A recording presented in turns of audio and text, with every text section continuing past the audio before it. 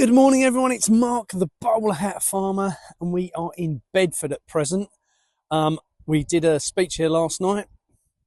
We're heading to Northampton today, Nottingham tomorrow. Crazy things going on, and more things we find out as we go and do these talks. One of the things which you've obviously, well, like me, likely to have seen on the news is obviously we're travelling around the country in a camper van, and Greece at the moment has banned camper van travel, and they are more and more into making sure that people can't even pull up on the side of the road to have breakfast without a €300 fine. And as a result of that, you have to start questioning where they're trying to take that. I'm sure that's something they'll undoubtedly try and bring to the UK, is to look at how we can pen everybody into a 15-minute city, let's say, and make us all drive electric cars, because that would be brilliant, won't it? Anyway, we're down here in Bedford. I'm just going to spin round and just show this beautiful bridge here. Look at this. What amazing architecture. Now, one of the things which came out last night in the talk in Bedford was there was a lovely couple there who started their own farm and wanted to originally just produce food for themselves. And as a result of that, they were, bought a few acres, produced some food, ended up that they produced more than they needed, so they set up their garage to become a little shop, got some more land, bred some more animals, grew some more vegetables, and they've now built a nice little business out of it. And it kind of went to sort of say to me, now, I don't know if you can see all these little ducklings here. Loads of them. Look at this, loads and loads of them. Now, the one thing what came out of it for me was, whilst we all know it's not easy to achieve getting hold of land, what I think it did go to prove to me was the fact that if you have the desire, then you can without a doubt be in the position that you can at least make that happen if you want to. And morning. And as a result of that, we can all get lost in the realms of, I don't have any land to grow on, I don't do this, I can't do that. But can we if we want to, and can we if we have the desire? Gloria and I set off on this journey. It was quite clear that we couldn't afford to do it. We didn't have a vehicle. We had hardly no bookings. And we're now months into the tour. A camper van offered itself our way at an affordable price. Kind donations came in to the BowlerHatFarmer.com to buy the camper van, and kind donations came in to keep us on the road, and people started booking the tour up. It's all about the desire, it's all about the drive, it's all about the determination, and how that looks to all of us for what we want to achieve in life. For me, I've made an absolute conscious decision. I want to do this tour.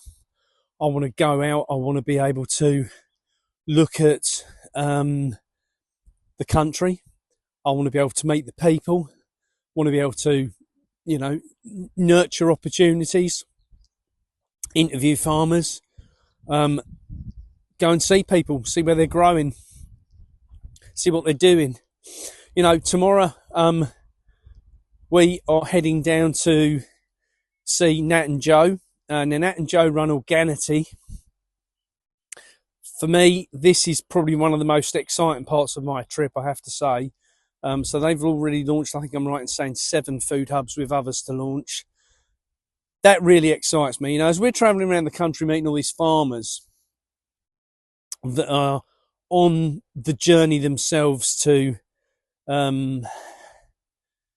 transition from where they are in agriculture across to the new style of agriculture, which for me is, needs to be organic, natural, then we're in the position that we need to then, without any doubt at all,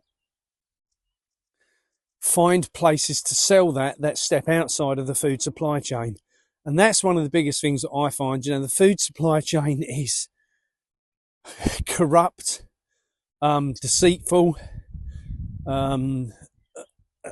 malicious towards farmers, and we have to make a decision, you know, at some point that we are going to change things.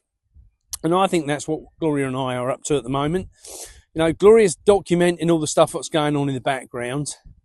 And for me, you know, I'm going out doing the talks and meeting the farmers and, you know, just being in a position that we can just enjoy this.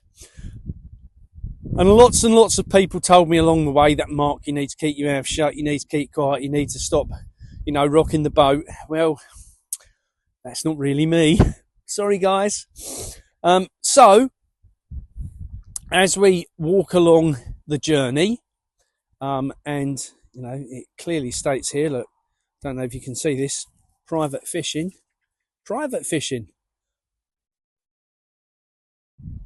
This is beautiful. Just look at this. We are blessed, guys, and I genuinely do mean blessed to live in the countryside. We do, and to be in a position that we can enjoy our beautiful countryside still. But, you know, as we're traveling around the country, you know, we see some amount of things going on that you wouldn't believe. The desecration of our farmland is just surreal. We have people left, right and centre putting up solar farms, wind turbines, just total ruddy desecration. So, guys, anyway, I've done waffling for today. Sorry I've not done a video lately. We've had a few escapades going on. The camper van broke down. We were taken by a recovery vehicle all the way from Stroud back to Bury St Edmunds because the two incompetent mechanics they sent out to it from the breakdown recovery company, I won't name them, but they should be named and shamed, to be truthful. I would not be giving him a good Trustpilot report, trust me on that. The first one came out and said he didn't know anything about a 1939 camper van, and I was like, well, why are you here? It's 39-year-old camper van, rather.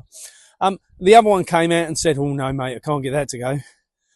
We got it back to the farm in Bury St Edmunds, and Luke, who is on the farm, had it going within about 30 seconds. That's the difference in between knowing and knowing. Mechanics ain't mechanics these days, guys. They're fitters. They're used to plugging a computer in to tell them and analysing what's wrong with the vehicle, not just putting their hands to the grease and just going, oh, I can see what the issue is. So that really brought it home for me. Anyway, I had a quick lesson now in how to sort out the issue, and that won't now happen again and stop us on the road, that's for sure. So, guys, keep in touch. You know where we are. Leave us some lovely comments, and enjoy your day. Have a good one.